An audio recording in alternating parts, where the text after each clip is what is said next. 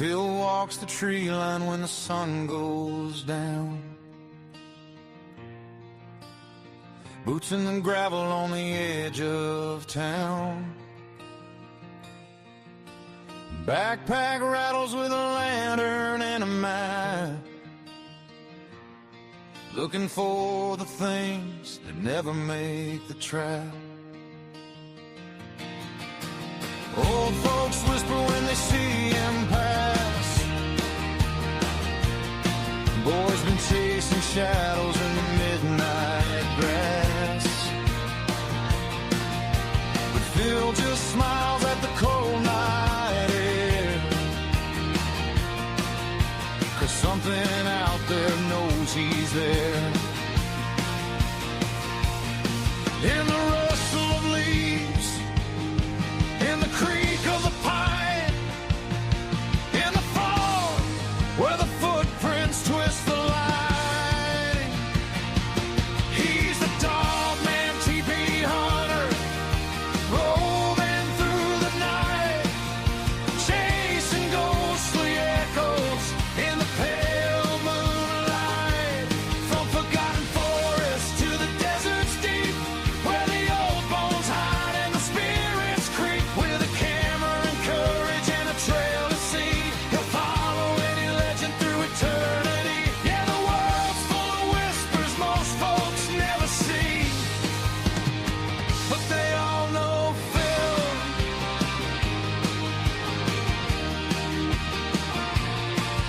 He slept in ruins where the cold winds cry,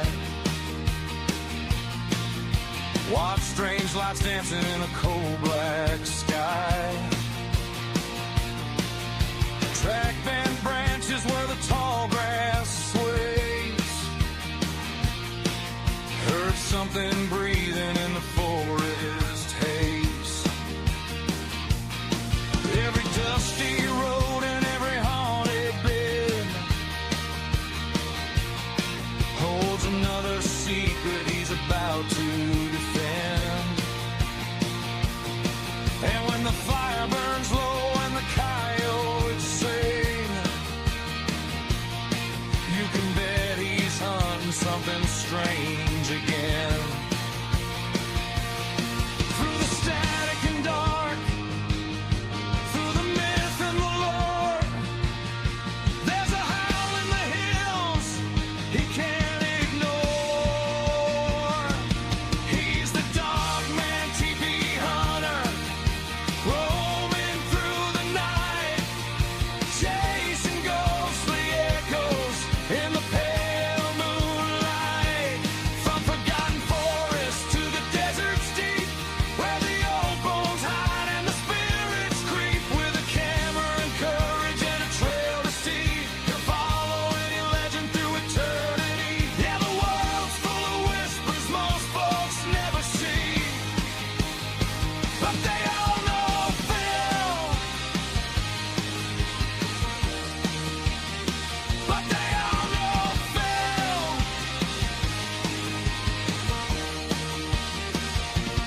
Maybe it's a shadow, maybe something real,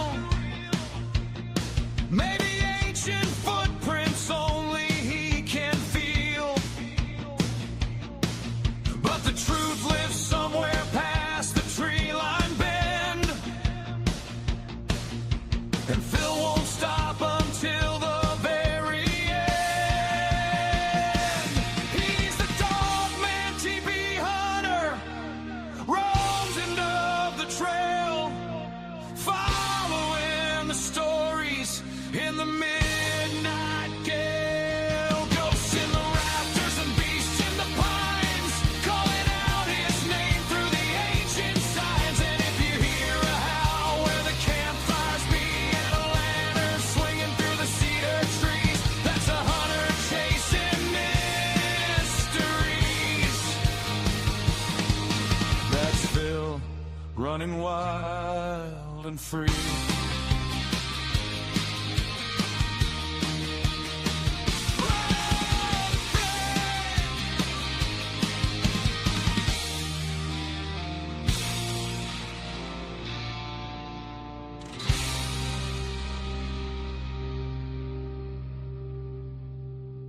Hi and welcome to Friday Night Files. Thank you very much for joining. I hope you've had a great week and hope you have an even better weekend. It started off really well. It's going to start off brilliantly with our guest tonight, John Hanson from Haunted Skies. Now, on the screen, you'll see on the top, let's have a look, top right-hand side of your screen, you'll see a QR code. So if you're on a PC or TV, point your phone, or at a later date, point your phone at that. It will automatically come up with a link. Okay, that is the Haunted Skies Facebook.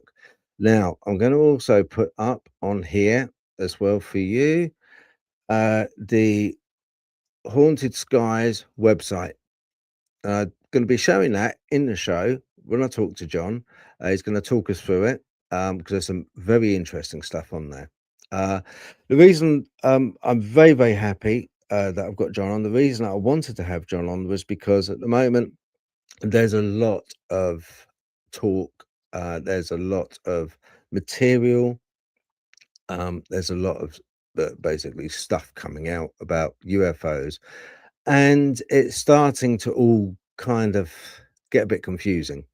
So for clarity, I wanted to get John on, who is UK based. And from a UK perspective, I wanted to ask him what he thought was going on and some of the cases that he's dealt with. He's dealt with decades worth of UFO experiencing, reporting, and archive material that he has in his possession. So without any further delay, I'm going to bring John on. Here we go. Hello, John. Hiya. Thank you very much for allowing me the opportunity to talk to you about a subject that I'm passionate about and always have been. Well, not always, but yeah, it's good to say hi to everybody. And yeah, you're obviously talking about disclosure. Yeah. Disclosure is it's the same. I'm sorry, it's the same old rubbish. I've heard it so many times before over the years, many promises, but nothing ever comes out. And in my vast archive here, if we were in a court of law, we could spend the next 6 months with people coming in and telling people. And I'm talking about not only ordinary citizens, but I'm talking about retired police officers, RAF crew, crew from the 40s, the 50s, who have seen things that, I mean, they know what things look like in the sky. They've seen all these terrific number of strange things. And like you and like me, all we ask for is an answer. And if you think we're going to get an answer from the American government, again, in my opinion, based on this has happened many times before in Washington, and nothing's happened so far. And at the end of the day, it can't happen. There are reasons why it can't happen, which I'll tell you if you want, but it can't happen. It's not going to happen. I would dearly like to hear the reasons why you think that full disclosure wouldn't happen, John. Basically, because at the end of the day, governments will never admit that they are unable to defend the citizens from these, whatever you want to call them, these mysterious objects in the sky. I did a book recently called Proximity, and I will say people might think, well, he's flogging the books and things, and I don't make any money out of this. This is important for people to remember. I do not make a penny out of all the books I've written, over 22 books, and the massive archive. That's not what I'm about. So, but it is with Proximity. It's the amount of people that I've spoken to have, like ourselves, been on the way home, maybe been to a nightclub. Mind you, that happened to me quite a few years ago. But people are on their way, and these flying saucer-shaped objects, whatever you want to call them, turn up. And some terrible things happen to these people, which causes some psychological and physical problems, which actually change their lives forever. And most of them tell me, well, it would have been nice if we'd have been asked if we wanted to, but we were given no choice. We were, when I say the word abducted, yes, they were abducted. And this is an alien intelligence that's been with us for so many years. And in front of me, I've got a magazine called the Viewpoint Aquarius, and I have tons of these. These were recently given to me by a friend of Mike Oram's, who was a Warminster sky watcher. He's written some books, Does It Rain in Other Dimensions? Smashing bloke, but sadly he has had to give up his research due to his condition, his physical condition. And when I picked one out here at random, and it said, in 1982, for the first time last month, we faced up to the tremendous question of how it was possible, they refer to them as the space peoples, to cause 350 million flying saucer sightings worldwide since 1947. That works out at 1,000 or more per hour by day and night, or some 200,000 sightings each week. And if that sounds absolutely crazy, you know something? I think if I had unlimited resources and I could catalogue everything time, day and date, that wouldn't surprise me at all. But here we are all these years later and nothing's changed. I mean, has it changed? I've seen no changes. We've had some pilots and people that have appeared at Congress and talked about what they've seen. But I suppose the problem for me is that I've read it so many times. You mentioned about a triangular object, or three objects forming a triangle. That is a common background to so many thousands of sightings I've got here. That the thing is, I can't get this information out. Thereby lies a problem. Yes, I am often asked to do a podcast, but the press, the media, the newspapers, they will not touch me. And that seems rather odd because, as I say, I'm an ex-detective, nearly did 30 years in the West Midlands Police, and was a skeptic until something happened to some police officers. And I think to myself, well, it is frustrating, and I'm proud that people like you won't give up, because I think that's what they want us to do, you know? No, thank you, John. Thank you. All right, I tell you what, John, can I take you back to when you were a police officer? Right. So what this fascination with the UFOs and sightings, did it when did it start? Well, did it start in your childhood? Did it start during your service as a police officer and detective, or was it something that evolved afterwards?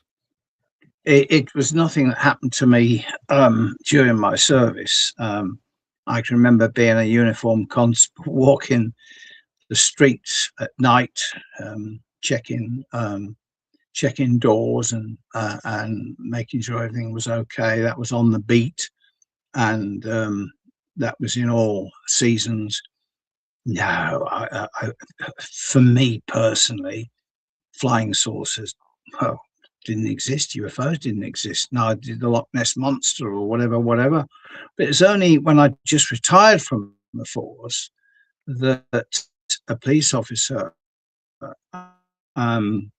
known to me personally, a good friend, and probably I can't tell you what our relationship was, mainly because friend of a friend. He doesn't want to be named, although I have named him some years ago. Anyway, he was he was directed to a report of a UFO seen over a place called Sturchley in Birmingham, West Midlands, after many people witnessed this object going over the city centre. I think it was about 6:33 p.m. on the 19th of January 95. So he and the policeman went out to have a look, and were amazed to see this saucer-shaped object which was had a thin, rippling red line in the middle and a blue field around it. It was hovering over trees. I spoke to the policewoman later, and she said she had to keep pinching herself to make her feel she wasn't having a nightmare or asleep. But that's what she saw, and that's what he saw. So I thought, wow, surely there must be a sensible, rational answer for this. So I ended up writing. Well, first of all, I did some research. I even went down to Oxford because I tracked quite a few people who'd seen it during that day. And I then decided to write to the British Astronomical Association, wondering if it had been a fireball. You still there? Hello? I'm here, mate. I'm here. Yep, I'm here. You've gone. Yep.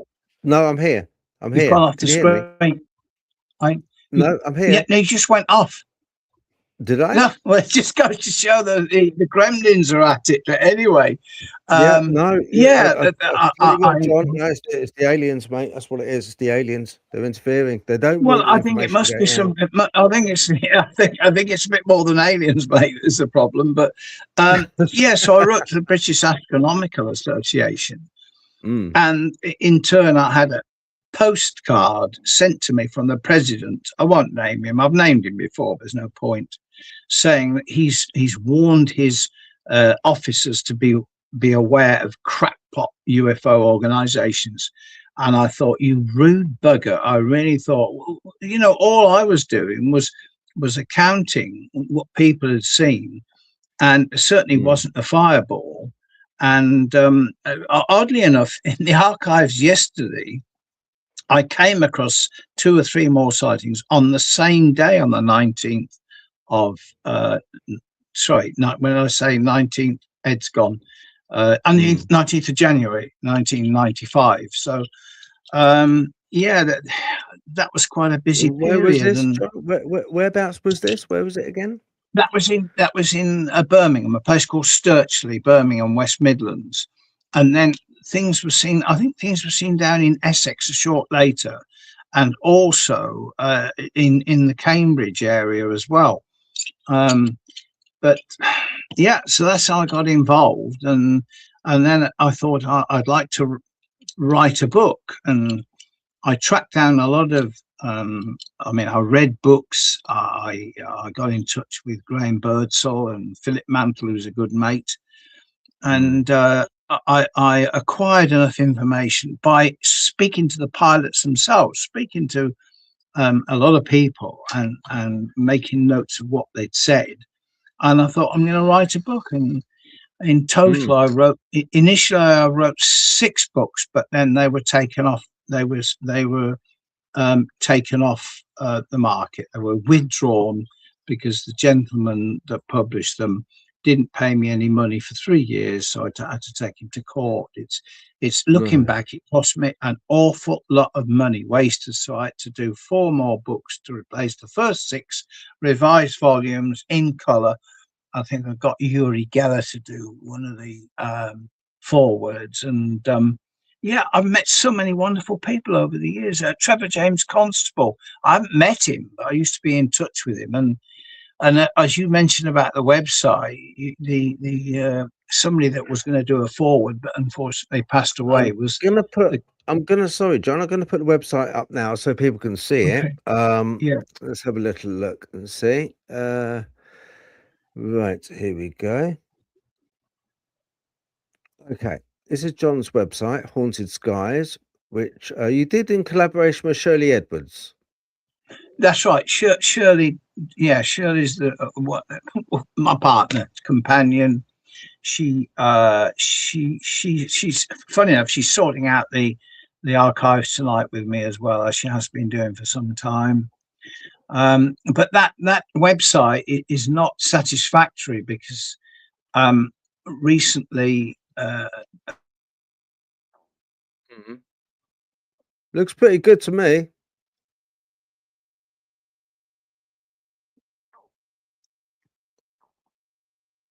Oh, hello. Oh, hang on, wait a minute. There's the gremlins again. All right, let me just stop sharing that. Hello, John. Right. Okay. John. Yeah. Yeah. I can hear you. I can Right. hear you now. Okay. Yeah. That's right. It's your turn this time. My turn previously, where you couldn't hear me. It's your turn now. Right. So yeah, the gremlins have worked their way around your gaff. They must have done. Right. Yeah. So I couldn't hear you for a little while there, but I'm going to put it back up again. Okay, the website. Let's see. Let's try again. Right. Right. Okay. Right. Okay, yeah, right. So, I mean, Haunted Skies, you worked with your partner, Shirley Edwards. I'm just going to read the first little bit of this because people be a bit small on screen for them to have a look at. But I do stress, have a little look at this website. Links are in the description. All right, and I quote, as the founders of the Great British UFO archives, John and Shirley are dedicated to educating the public on the subject of unidentified aerial phenomena. Based in Stratford-upon-Avon, Warwickshire, the archive houses an extensive collection of thousands of documents, DVDs, and photographs. It also includes comprehensive documentary files on notable cases such as the Rendlesham Forest and Warminster, presenting researched accounts that focus on documented evidence. So this website is a home for that. It's a base for that, and also it's a home for John's books as well. But he's got details on Paul Hellyer as well. Right. Paul was going. Yeah. And Prince Philip. I didn't realise he was so into UFOs. Well, that's right. Prince Philip. My late father-in-law was a guy called Ted West, and he served on HMS Kelly in the Second World War with Lord Louis Mountbatten. And Lord Louis himself initially was interested in UFOs, and that's why Prince Philip was interested.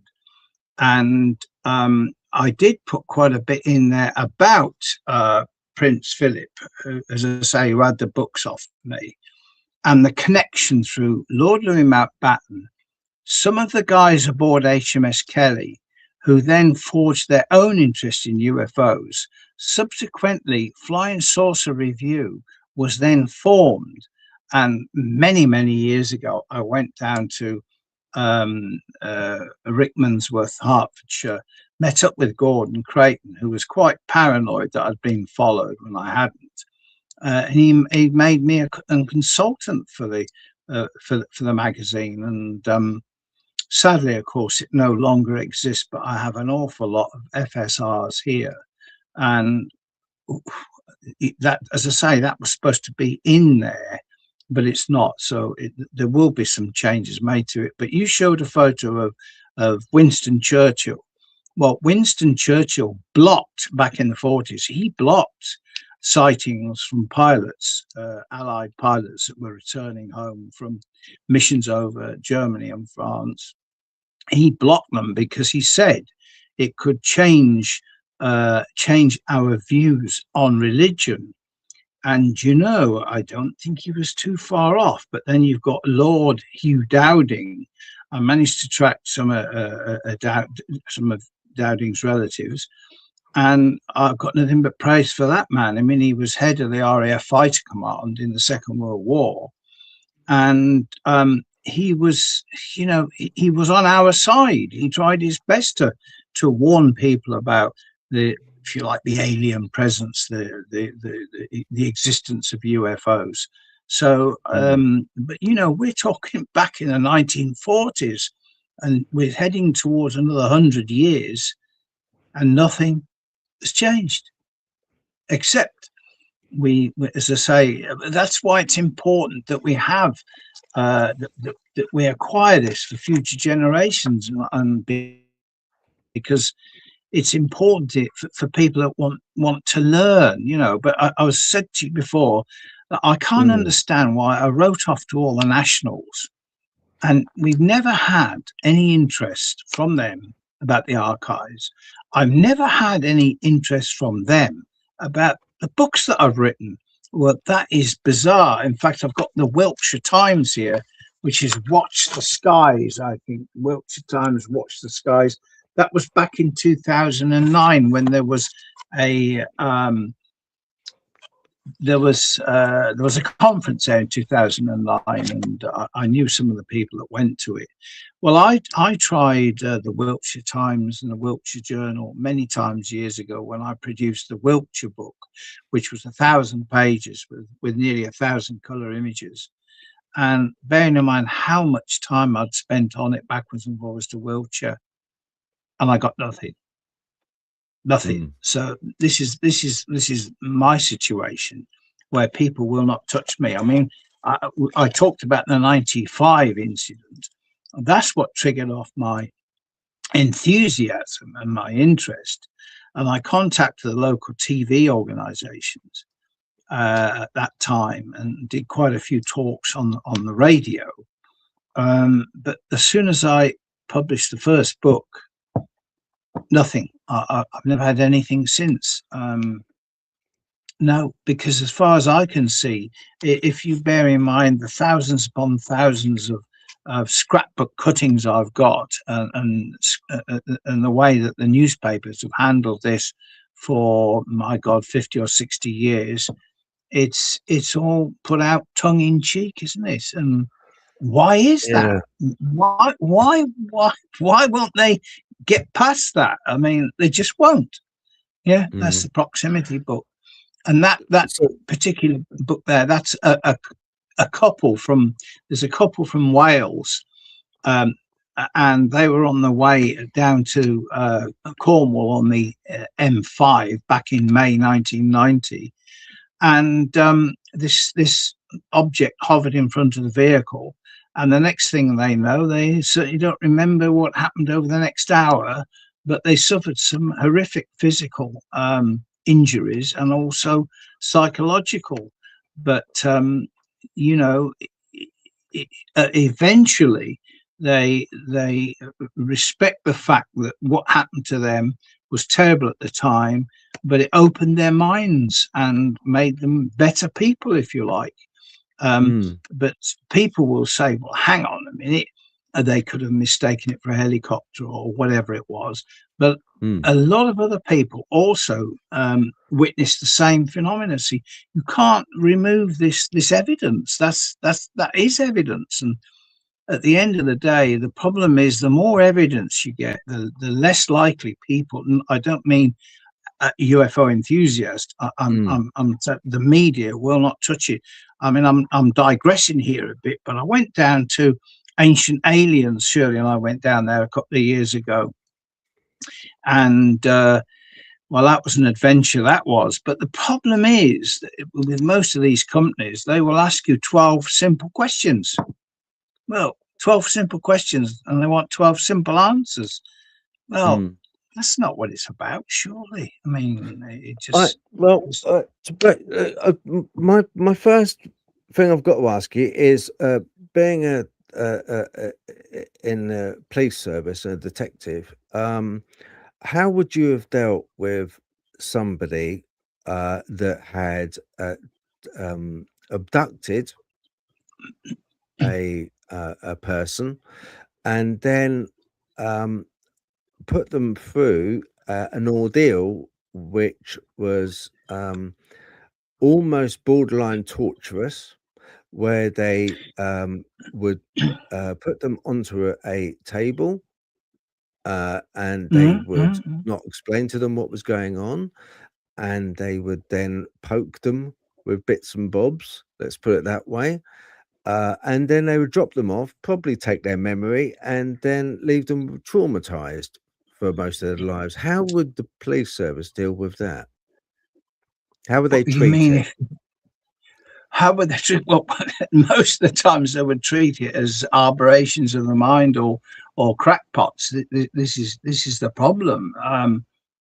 I mean, for me, I've always said that whatever this alien intelligence is, and I firmly believe that it exists alongside side of us. And this is just a personal opinion. I mean, I mentioned about millions and millions of sightings throughout the world.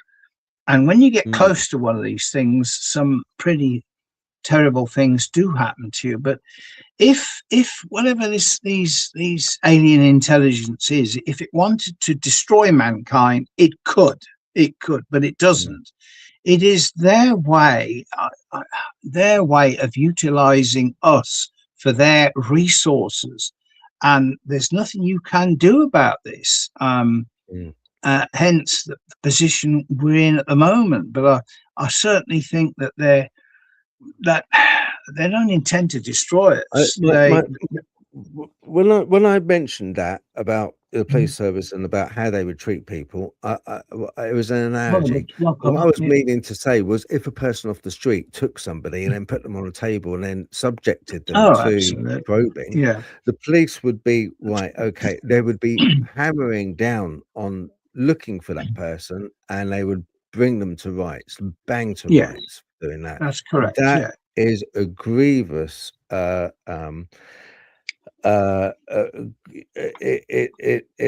it's something which nobody should have to go through, and it would be to the to strictest excess of the law. It would be dealt with quite severely. So my first thing would be to ask you this: is you said that that they are not particularly nice when you first came on, that they're not particularly nice, that they're not particularly they don't deal with people in a particularly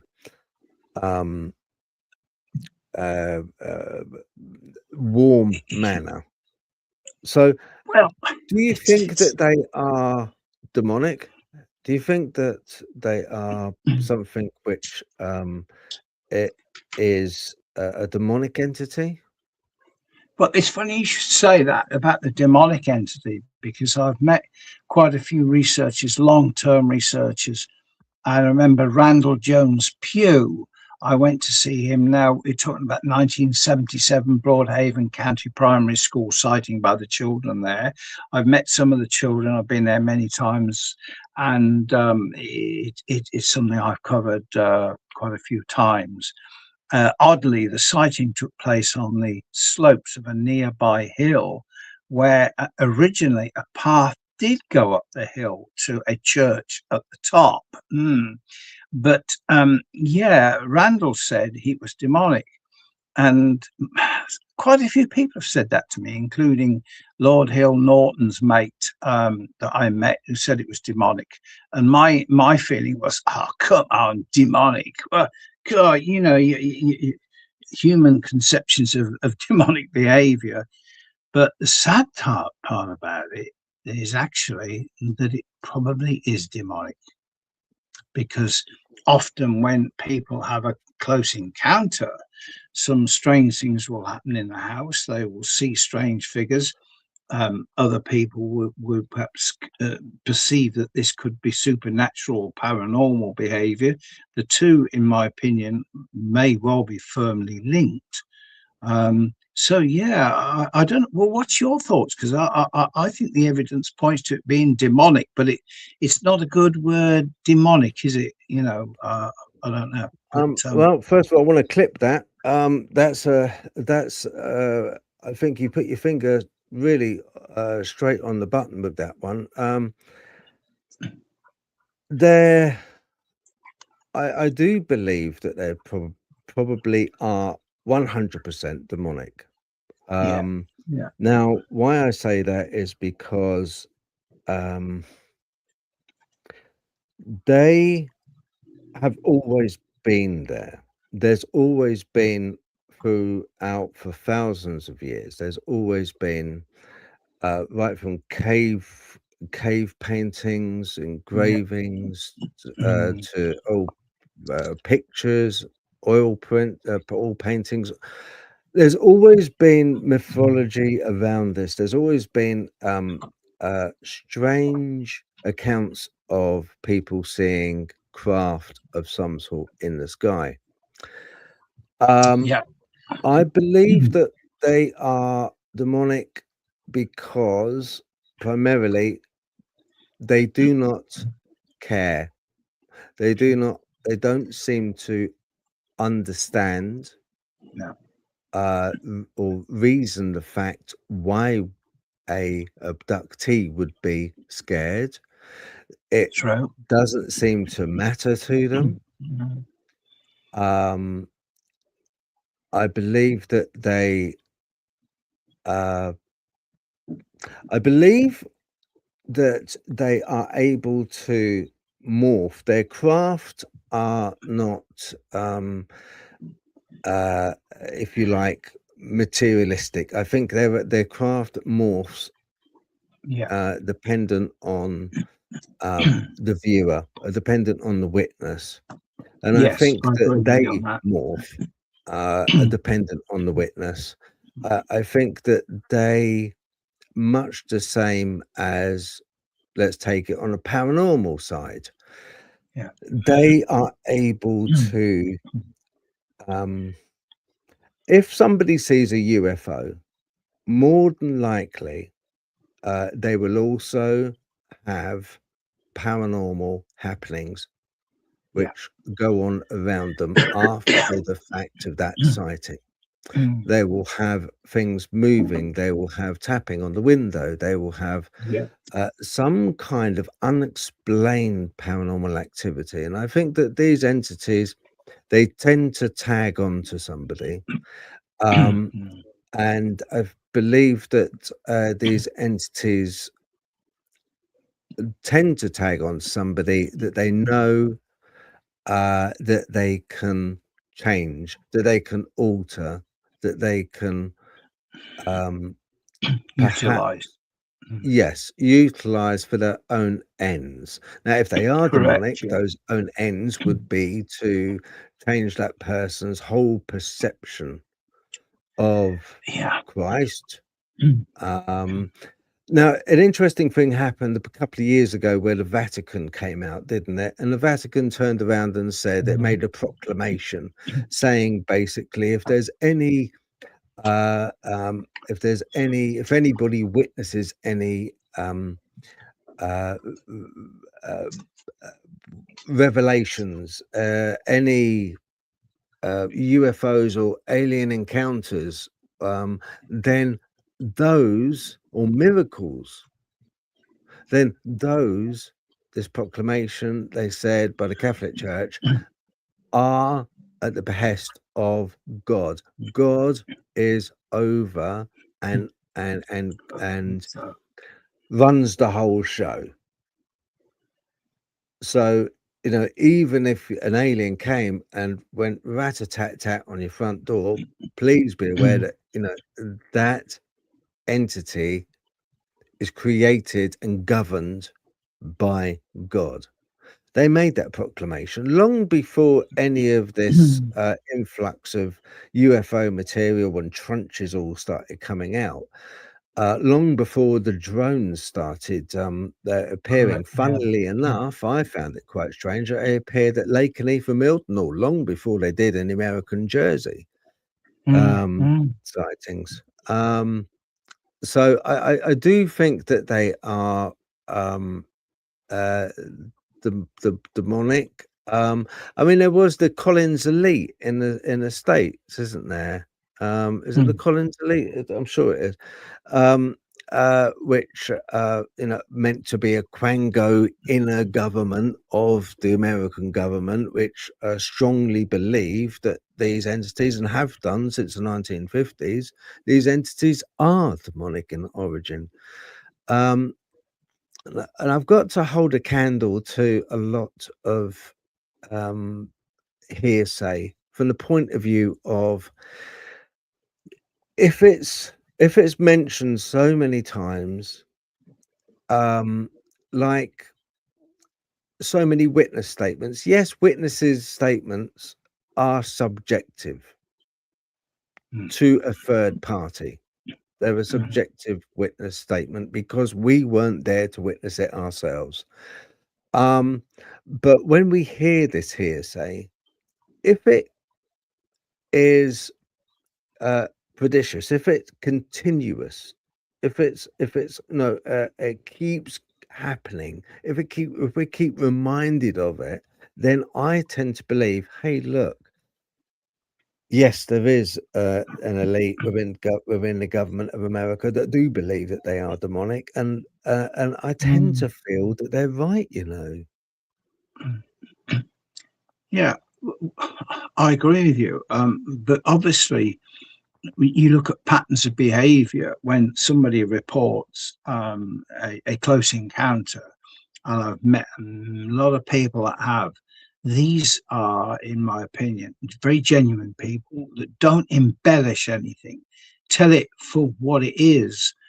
And say you can't ignore the patterns of behavior that certainly indicate there's no real reason not to accept that they are truthful. And then, of course, there's physical, there's psychological things that happen to them. And as I say, I've come across so many genuine people. My problem is that my problem is no disrespect to you, and it doesn't. I'm not referring to you, but I mean, I've met some very weird UFO researchers. I'm sorry, I really have, and at the end of the day, it's about doing your best. It's trying to flag up the what this phenomena is all about. And it isn't just about sky watching and looking at UFOs in the sky. When you get close to UFO, you are subjected to a form of, if you like, alien radiation, which, as you mentioned before, can cause some very strange things to happen.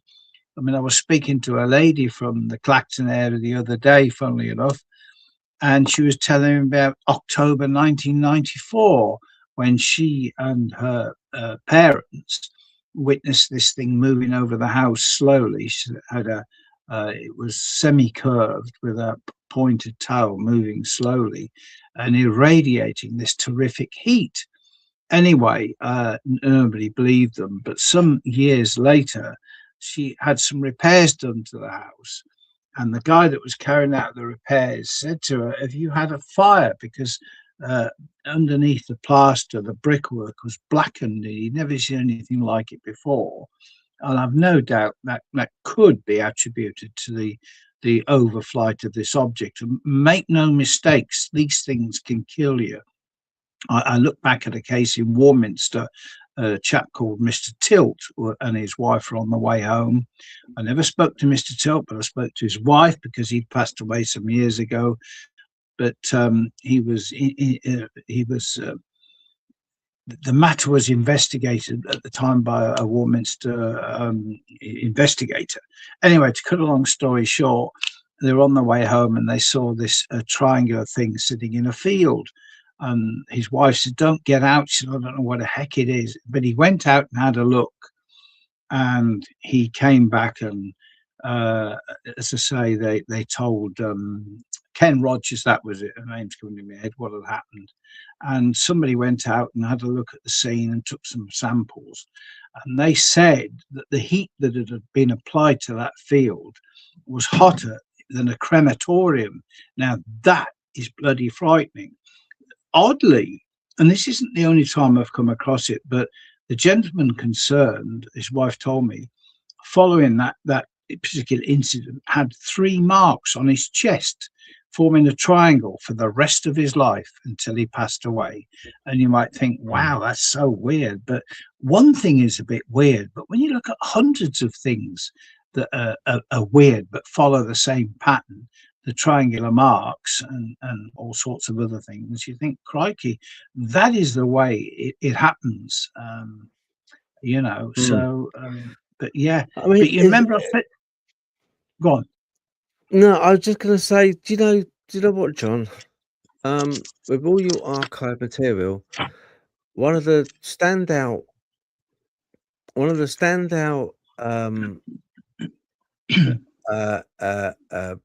happenings in my mind, which kind of typifies this strange, absurd, bizarre um, events which happen to people, and I think that they happen to people dependent on the witness.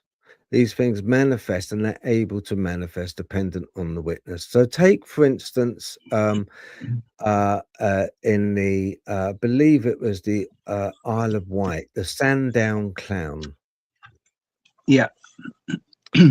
So it was two children walking along just outside of a campsite. It was quite sort of marshy and boggy area, but then they heard like this, almost like in the old-fashioned days, you had the wind up musical box. They heard like a sound a bit like a musical box going, and then they heard a siren going, this like high-pitched siren. And what appeared to them out of the water was this gloved hand. And then this strange, but remember who the witnesses were. They were children. So to them, what they witnessed was this very strange clown figure with antenna coming out of its head.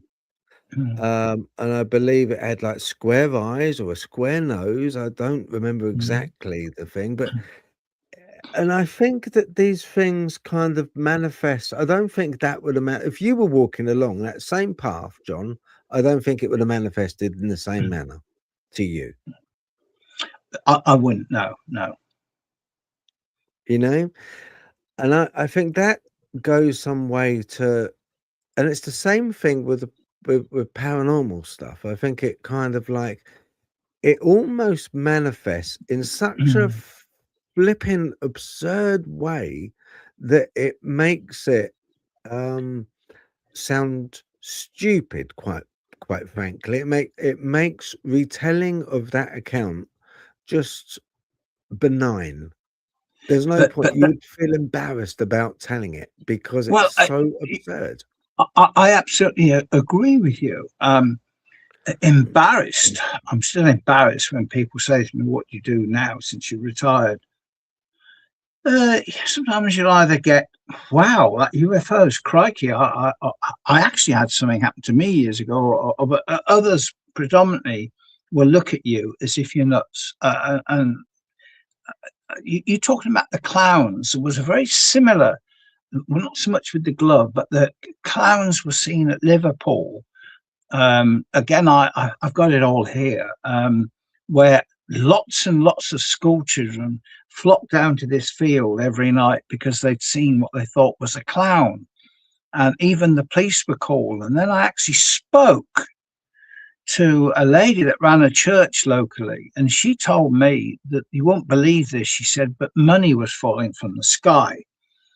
And this is where it gets really weird, is because this isn't the only, you would actually refer to things that fall from the sky if they weren't conceived by human behavior as being apports. And Rendlesham Forest was, I personally witnessed apports of stones in Rendlesham Forest, which I had examined. They examined the ones that had fallen on the ground against the control samples. The control samples, which were the normal stones, were typical round, smooth, polished stones, probably dirty with age. But the ones that, if you like, the ones that fell in the apports. Is it that stone? John? Sorry? Is it that stone, John, on screen? No. That is an implant. Okay. Absolutely. But right. So the stones. The scientist said to me, she said, "I don't want my name given." She said, "What you're dealing with there is the impossible. These are brand new stones. You can't have brand new stones, can you?" But I was there, and I heard them fall. And I did mention this some months later to one gentleman And he said, well, look, it's probably birds at night flying along with stones in their mouth, dropping them. Well, that's rubbish, because these were levitated. And we're back to the demonic paranormal stuff. These were levitated. And one shouldn't forget the incident in Thornton Road, Washwood Heath, Birmingham in the 70s, a matter that was brought to the attention of Sir Arthur Clarke, who sent a film crew over there, where for 3 years running, these stones were falling in showers of stones on people, these 3 houses. And the army came out, the police came out, spoke to many of the police officers, and they were quite frightened. And some of the army men, they labelled the stones, put them back, and then some force picked the stones up in the air and levitated them elsewhere. Anyway, eventually I went to see the lady in the middle, who was still living there, and this was probably about 10 or 15 years ago. And we both think it was something to do with the fact that what the family had done, they changed they wanted a new pathway at the back of the garden. So the original stones in the garden were gravestones from a local church. Somebody had put them years ago to walk along, and they took all those up, you see. And I'm pretty sure that is you dig things like that up, you cause yourselves problems. And that's not the only time I've come across people who found Anglo-Saxon urns, Anglo-Saxon material, Roman stuff, and they've moved it about, and things happen. So I can only relay what people have told me, but it's fascinating. It really is. But go on, yeah. Sorry. What do you make of Colonel Halt and the Rendlesham with your investigation and your archive material that you've collated together? What do you make of that whole incident? Well, as I say, I'm a personal friend of Colonel Halt's. Been to see him 2 or 3 times. In actual fact, excuse me, but this is well, I don't know if you can. Okay. That was sorry. He's put. You may have eaten back in my backyard. He had a barbecue and he gave me one of the T-shirts, which I treasure. Unfortunately, as I say, his darling wife died a few years ago. But he's in much demand by film companies because all he can tell is what he saw. And what I try and explain to film companies is, first of all, you need to look at 1980. On most days in 1980, things happened in this country, all sorts of things, including allegations of abduction. But what happened in the forest, as I say, involved a number of people. I have my own views on it, but we have something like about a huge amount of files here with material, magazines, press cuttings, original statements, all relating to Rendlesham Forest. And when these film crews come over, they're not interested in that. They're not interested in that. They're just interested. John, you just. I get that. I do. I know. It's funny. You co-authored the Halt perspective with Colonel Charles Halt regarding famous 1980 UFO incident at Bentwaters and Woodbridge. So, what are your thoughts on the shocking claims that the American servicemen were administered truth drugs like sodium? Well, they were, by the OSI, during the debriefing. What do you make of that? Well, they were, most certainly were. Colonel Halt wasn't, because of his rank. It makes you wonder, doesn't it? That's the way it worked in those days. I mean, on December the 20, let's get this right, 27th of December 2000, I was down in the forest. I've spent a lot of years down Rendlesham Forest. a firm friend of Brenda Butler, which reminds me I must ring Brenda. I haven't spoken to her for a bit. I've met up with her and Dot Street and so many others in the forest, and we've witnessed some amazing activity, which has taken place in the forest. But I filmed this square-shaped object with rotating lights around it on the 27th of December 2000. And I told the press put just a short article in about it and weren't that interested.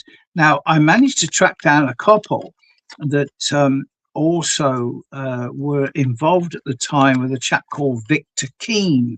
And Victor Keane, who's now passed some years ago, he has tons of information on the Flying Triangle, the object that flew over Suffolk and Sussex and Essex and areas. And as I say, this couple filmed something over Sizewell B power station. And now going back to when Sizewell B power station was built, there was an awful lot of paranormal activity reported by the guys that were building the site. So take that into account. But they saw this thing hovering over there, and something came out of it, and that was identical to what I filmed in the forest. And for me, it's a never-ending journey of putting all this stuff together and ensuring, hopefully, my aim is, because my aim is nobody lives forever. But for me, it's so important, because if you want to check something out in front of me, I've got Joyce Bowles. I spoke to Joyce Bowles. You won't know about Joyce Bowles, but she was with a chap, and all sorts of strange things happened to her in Winchester. And she's the middle page of the News of the World, 17th of April, 1977. And cases like that could attracted the News of the World, attracted so many papers, but they don't attract them anymore. And I don't understand why that is. And of course, I've got something else here, which is the News of the World, one man's incredible story of UFOs. That's the center spread. Something to do with Michael Jackson as well. But that's that, you see. That's the sort of thing, if you can see it. And you wouldn't get anything like that now at all. And of course, you saw about the News of the World. That's the UFO lands in Suffolk, and that was written by Keith Beebe. Can you hold that up again, John? Can you hold that up again? Yeah, sure, I can. Right, we'll try and get it. Hang on a minute. Okay. Yeah, UFO. Yeah, that's official. Wow. Okay. Yeah. Yeah. And that's the shape, but I think you'll. Right. Yeah. Fascinating, isn't it? But it's sensationalized, isn't it? It's I do have other sightings, a lot of other sightings around the Rendlesham area in the forest. And don't forget 1956, the Bentwaters, over RAF Bentwaters. And I interviewed the pilots from going back that not back in 56, but I interviewed the pilots that saw something over that area at the time. And for me, the frustration is that the more you learn, the harder it is to accept why the subject matter is kept so far away from us. Obviously, that dictates worry and concern over governments, because they all they want is just superficial knowledge. I mean, if you had come out today and you were interested in UFOs, you would look at Rendlesham, you would look at maybe the Broadhaven County Primary School 77, the 77 wave, the 78 wave, the 79 wave. We have all those waves here. We have everything. All we ask for are people to come along and enjoy and also educate themselves. They can camera shoot what they want. but it's Yeah, about it's quite. I understand your frustration. I do. You know, I understand your frustration. Can I ask? You know the stones that you saw at Rendlesham. yeah. That time. What did the scientists find when they analysed these stones? And why were there no age-related fissures inside them? Do you think, John? Well, they cannot give the answer because these things shouldn't happen, but of course they do happen. Back in Birmingham, as I say, it was the smooth, round, polished pebbles or stones. But if you look up at ports, on the internet, you'll find that there's been a lot of ports, both in America and other parts of England over the years, and I've no idea what perpetuates or causes this. But as I say, how can something? But not only stones, coins, and other strange things have dropped down. And are they from another dimension? Are they from the future, or what? It doesn't make sense. But none of this makes sense, does it? Really? No, I don't think. I actually don't think it is meant to make sense. You know, I think that there's meant to be. I think it's propagated. The confusion is propagated by certain elements Yeah. within government, even. Correct. Yeah. I couldn't more agree with you. Yeah. You know, there's a definitely a locked gate that we're not meant to go past. And everything around that locked gate is just a bit of a circus. Right. Yeah. And I think that perhaps we have to say to ourselves, well, maybe it's not a case that they are keeping something from us to withhold, you know, information from us because it's potentially bad. I think it could be a case like Margaret Thatcher at that time when she was asked by that journalist, you know, and the journalist said, "Oh, Prime Minister, what's your thoughts? What do you know about Rendlesham Forest that kicked off in 1980?" And she said, "You can't tell the people." Yes, How's exactly. that then? Yes, there we go. That's Yeah. timing. That's timing for you. That's timing. Yeah, that's you're right. Yeah. And you know, yeah, because I've always said that, well, we know that when people have had many close encounters over the years, and we know that people have written to the MOD, and we know the MOD have never given them any answer to it at all. And these people have just had to continue and live on and put up with so much. It reminds me of a lady back in, well, she was on Doris Matthews. You won't mind me giving her name. Doris Matthews and her daughter, their lives were changed forever. They were on their way home on the 31st of December 1999, and they were following the Roman road when this thing hovered above them, terrified them, and then it shot off across the field opposite to the right, which was where the old Roman road used to go. Anyway, when Doris got home, she found she had quite a substantial injury to her chest, the center of her chest. So she went to hospital. They stitched it up. They were bewildered by what she told them. And she wrote to the MOD. She got bugger all back. She wrote to the police. She got bugger all back as well. And to this day, it's changed her life completely. She even went on the local radio station, and other people came forward and also experienced things like this. So that is the problem. At the end of the day, I don't think governments can actually accept that they can stop it.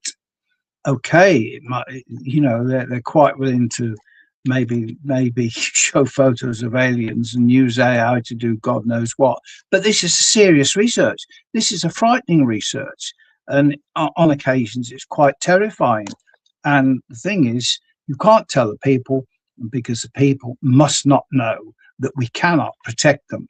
And I mean, we mentioned, sent that photo of that lady before to you before I forget, about Monica Van Voren, which I came across today. I think that's back in the 60s.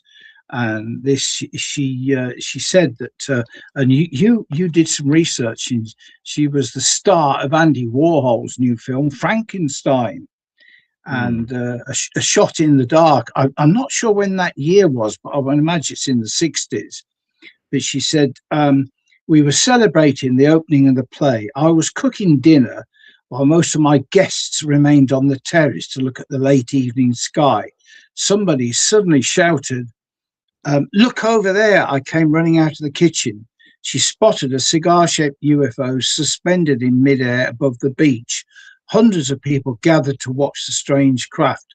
One wonders now, in hindsight, how many of them were affected or infected. Anyway, she said it was tremendous, larger than the full moon, green and orange lights that blinked on and off. It seemed to be breathing or pulsating as if it had a life on its own. They watched the object for about 10 minutes before it disappeared out of sight. And she said, actually, I don't drink at all. There's no question in my mind or in those of the people present in Jacksonville that night what we saw. The experience caused her to take a deep interest in UFOs. She said, jesting, I wish someone would carry me away to another planet. All she wants is the same thing that we want, the same thing that a million others want, an answer. An answer. And that's Yeah. Yeah. Ready? Right. I'll just make that. Hold it up. There we go. go. Oh, right. Okay. Yeah. I've got it. Yeah. Okay. Okay. We'll click so that. You might. Brilliant. Yeah. I mean, you might say. Well, that's one interest. I find it fascinating. I'm never stopped finding it fascinating. I mean, that's just one sighting out of what I don't know. I reckon we got about 250,000 here. And yeah, I mean, you've got quite a archive. I mean, this is a picture you sent me of your archive. Just some of it. Just some of it, isn't it? That's just some of it. Yeah, yeah. And we've got a lot of books. We've got cuttings. Where ideally we could double that, but the thing is, we haven't got the room. A friend of ours who lives in, I think I might have sent you a picture. A friend of ours who lives in Newquay.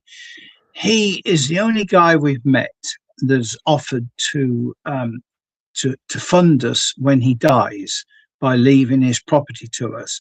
Now, that isn't. I wouldn't get too excited over that because it's quite a small property and it's. Who knows? But that his name is Bill Dillon, and he met Alan Hynek after his sighting in 1957 at Ramridge School, Luton, Bedfordshire. And we went to see Bill recently. He has propensity for beer and expensive steaks, but a nice guy, and it changed his life completely. So yeah, it's just one of thousands, I suppose, or maybe millions. And it's. I'm sure you'd agree with me. It's important to preserve the information. There's a flying saucer. And I have a tent with your name on it, John. When I go, what? It says no. Yeah, a tent, and I can leave you. I can leave you some debt as well. Oh yeah, yeah. You're joking. No, you're joking. No. It's it's just. I mean, I mentioned about space link. Yeah, there's basically we've got. I mean, we've got so many. Well, hang on. What is that? What is that? Say it again. What is that? Well, hold that up again. What was that? Well, that's. Let me just see. I think that's. That's the BT Tower. Yeah, that's. It would have been before, because Lionel Beer, who's still going. That's the sort of thing. Space Link. Yeah, they did. Okay. But yeah. Now Georgina Bruni. Going back to Georgina, I met her a couple of times in the forest. She was a lovely lady. What a shame she passed away so early, wasn't it? Mm. And that's the cosmology. This is. We have destroyed a creature from space. What? Okay. Well, that's this is it's an unknown creature, 20 foot long, 8 feet high, with a leathery hide and hair and no mouth, eyes, nose. Appeared in Hobart, Tasmania. A marine biologist said many such creatures have been found over the years on land, on beaches. They don't come up from the depths of the ocean. They fall down out of the sky. Now, that might be a load of bull. I don't know, but blimey, it's certainly interesting. And there's some. I'll just. Sorry, that's Laura Mundo. She's a researcher. Let's have a look. Ah, right. Okay. My work, Laura Mundo. I've got her files here. I never met the lady, but Laura Mundo. It's the same with yourself. It's important we preserve all this, because we're not going to be here forever. Yeah, I mean, so it needs to be done. And to be honest, I'm talking to Shirley today. Philip Mantle. Do you know Phil, dear? No, I haven't met. I would like to meet him. Well, I'd like to meet him. Right. Well, I'm sure Phil's going to be doing. He's not been well lately. We popped and saw him recently, and he's recovering, and he's on a podcast soon, which is good. I don't know which one it was, but I'm certain I can put your name forward and he'll appear on there, because he's one of the old school. He's been doing it. Used to be with Bufora, used to be with a friend of Graham Birdsall and Mark Birdsall's, and I mean, he's a great and he's written quite a few books. He's definitely into the Pascagoula one, and they're going to do a film on that, hopefully. But Phil Mantle, I recommend. I would greatly appreciate if you did put my name for it. Just mention it to Philip. That'd be absolutely fantastic. Yeah, and if you did, I would chuck in a couple of sleeping bags in with a tent for you, John. I thought you were going to chuck in a couple of pints. I can do that as well. Oh no, but it's sorry, I was just going to say what we need to do. We need to honour all of the work carried out by so many people. We can't let it just go nowhere. So many people.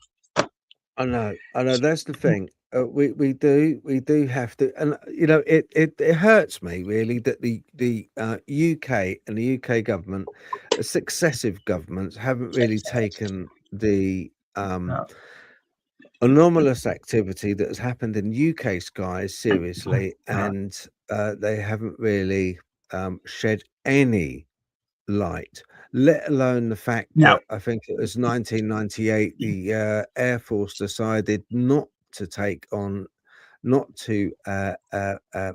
document or account any more sightings of UFOs or anomalous objects in the sky by military pilots. They stopped taking any more witness statements, which I think is 1990. I couldn't believe. I'm like, what on earth? What? So I mean, the old adage of bury your head in the sand. I mean, seriously, I just don't understand. It won't go away. It's never going to go away. No, it won't. It has not gone away for decades. So why this whole facade of let's bury our head in the sand, we don't want to know, nothing's going on here attitude still prevails by the powers to be? I do not understand it myself. I really don't. Well, you're so right, because as I said before, I've gone back, I'm doing the book on Wiltshire, Warminster and beyond. I wanted to put the record right with Warminster, and I have masses of information. I've spent a lot of time in Wiltshire over the years. It was disappointing that the book I wrote on Wiltshire, which had some of Warminster in, didn't even get any coverage. I appreciate that, to all intent and purposes, they don't want, well, it's like a friend of mine on the national newspapers years ago said to me, John, they don't want serious researchers. They want something with that they can look at tongue in cheek and have a bit of a laugh over. So that's, I don't understand. John, can you sort of like sum up what happened for people watching this at Warminster? A lot of people know about Rendlesham. It's quite well known, quite well documented. But Warminster, what actually did happen there? Well, a lot of sightings it all started off in 1964 with some really horrendous noises that shook people's houses, and slate started to come off, and that caused a lot of consternation and interest. And then things started to be seen on Cradle Hill, Clay Hill, and then you had Arthur Shuttlewood, who was a Warminster for the Warminster Journal, took an active interest. And in a nutshell, well, I never met him. I've met some of his family. One of the nicest guys you could meet, heart of gold, used to live just down the road from Cradle Hill. And he used to run out of the house and go up onto the hill, and thousands of young men and women came down to Warminster, eager to see what they referred to as the thing. And and of course the trouble is there was a gentleman and his friend that involved in hoaxing, and also there was a hoaxed photograph. And so, if you like, it's my intention, I'm about 3/4 of the way through, is to set all this out, research, investigate it, I've been in touch with many sky watchers, including Ron Neville's that lives down there still. He's been a lot of help, and John Bennett, an ex-police officer who used to get on the Cradle Hill, and many others that I've talked to. And I think for me, it's important. You've got to set the record straight. The trouble is, excuse me, there's been so much bullshit published about UFOs. It's time we set the record straight, and that's what it's about. And okay, I won't be around forever, but hopefully the books will be, and hopefully the archive will be. If I was a multimillionaire, I'd have so many books going out, because it's important. It's about what we do, and it's the same thing about you spending time tonight to talk about this and raise the flag. Because take it from me, prior to podcasts, there was an awful lot of UFO research groups in this country, and many of them are not here now. Because that's how it is. And so yeah, that is all we can do. So well, I'm afraid to say that it kind of the problem is, as I see it, we can only postulate on what we're given. And it's all right, yeah, that's is that Colonel Halt? Yeah. We can only postulate on what is what evidence is kindly given to us, or information is kindly released. other than that, all we have is subjective witness testimony. Yeah. Because these things very, very rarely appear in the skies to a stadium of football fanatics. They very rarely appear at Wimbledon. They very rarely appear to a mass of people. They have done in the past, but rarely. And when it has been, when it has been seen by a mass of people, it's invariably always been construed as having religious connotations. The visitation has. Well, yeah. So, you know, that's the problem. We kind of like a lot of these groups and a lot of these people tend to sort of like it's not our fault. It's not the group's fault, because we do go around in circles like a bunch of headless chickens, because we kind of keep arguing about the same small minimal amount of evidence that we have. Yeah. It's not enough. It's not enough to get our teeth into. We don't have that steak. We're just nibbling on the edges of a burger. That's all we're doing, you know. Good. It's not a great analogy, I know, but so, you know, it's not really our fault. And I think I've got to tip my hat to you, sir, for collating all this information and keeping this information and filing it. You know, because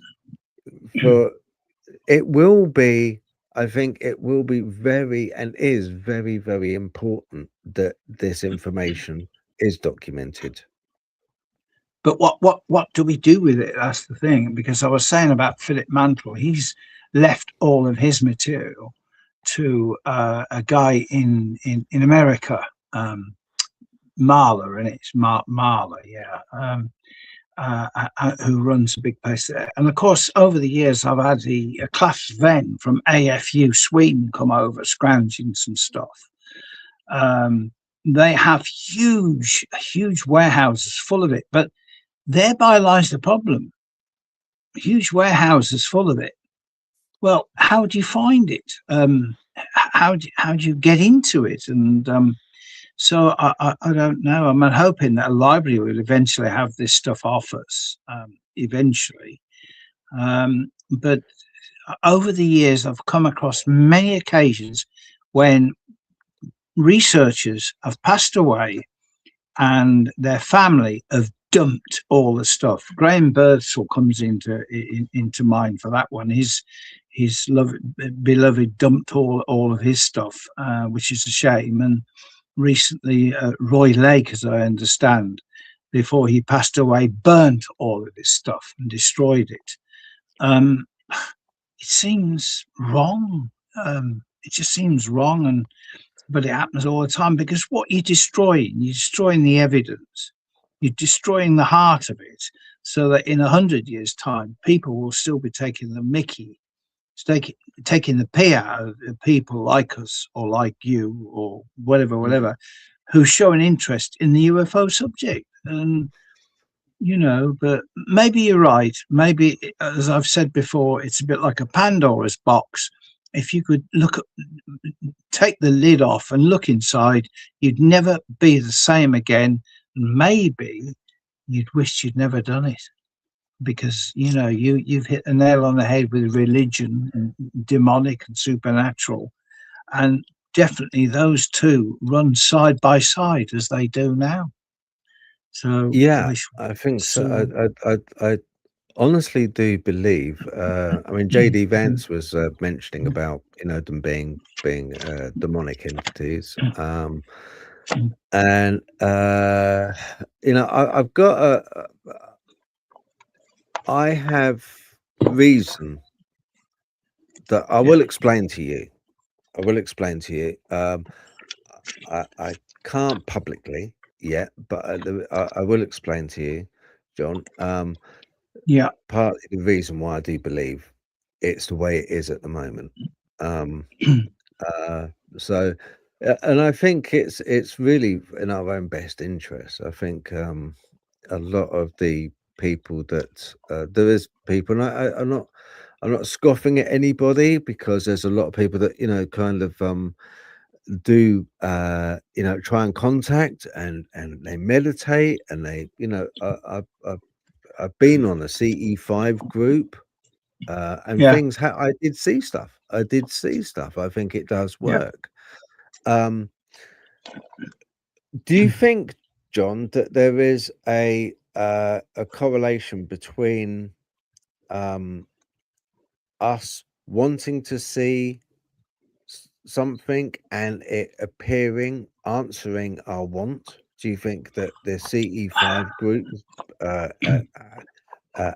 do have are on the right track when they come to meeting up and meditating, calling out? Opening the mind and accepting that we're not the only ones and that there's other life forces out there.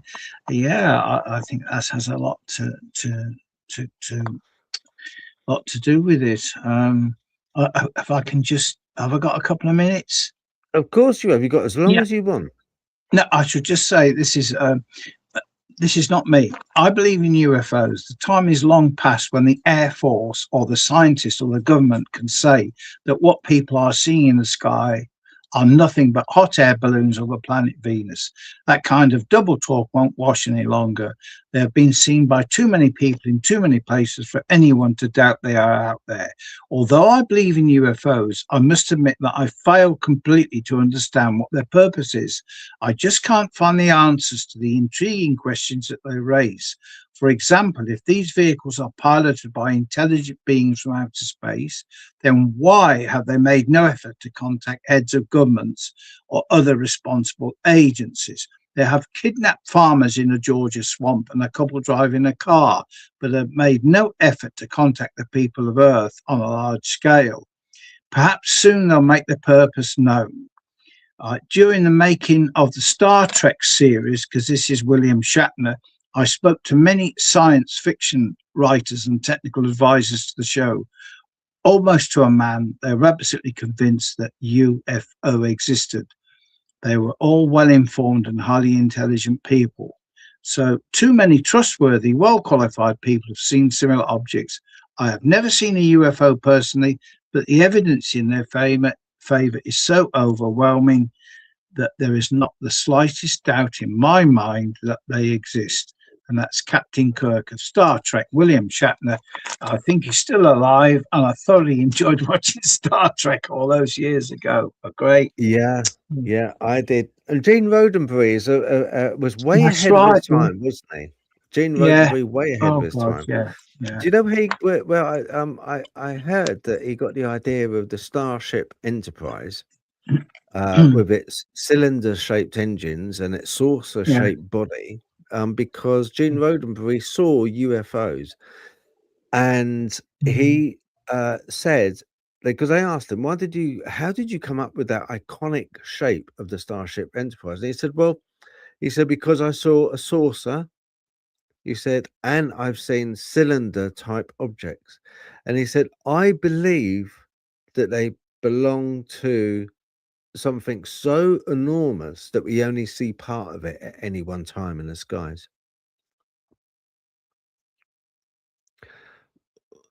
Oh, hang on.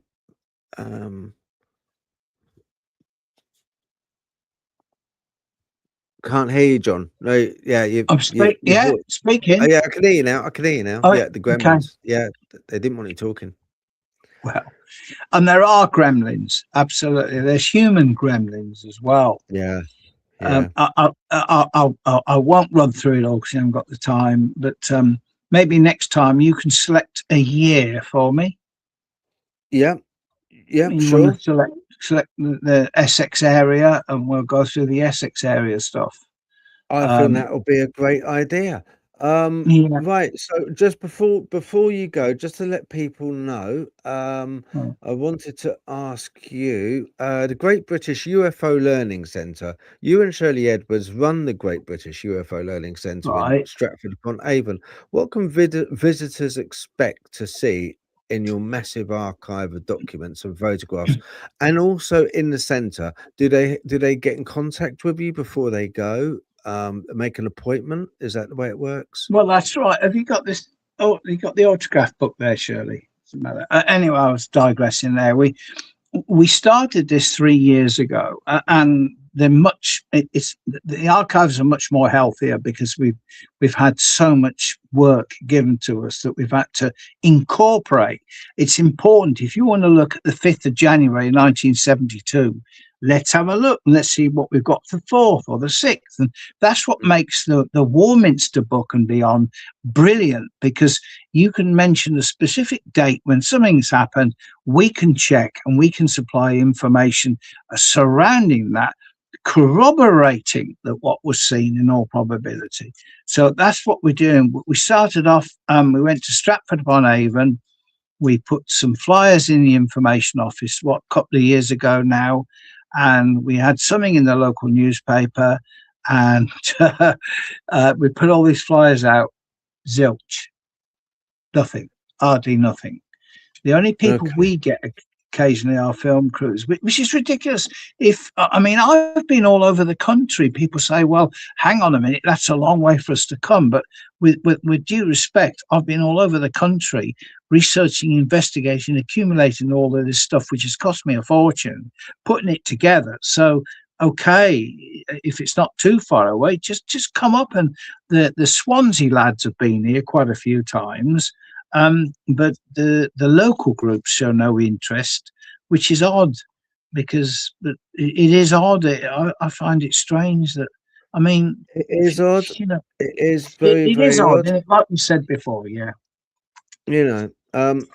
All right, look, I'll tell you what, John, we've reached our time.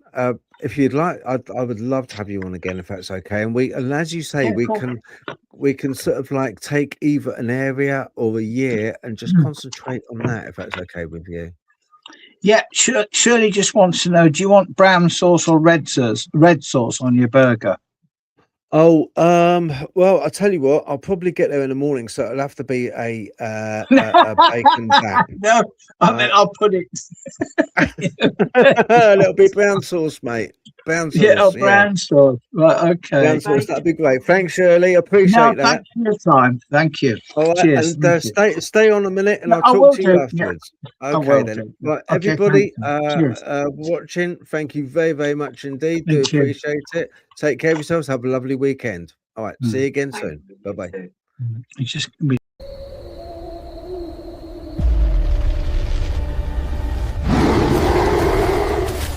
I know what I saw out there.